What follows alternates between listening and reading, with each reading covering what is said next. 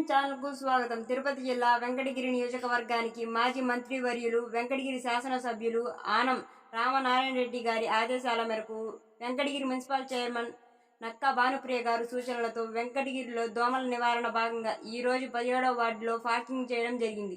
ఈ కార్యక్రమాన్ని అంతా వైఎస్ఆర్ కాంగ్రెస్ పార్టీ నాయకులు పూజారి శ్రీనివాసులు గారు దగ్గర ఉండి 17వ వార్డు మొత్తం ఫాకింగ్ చేయించారు.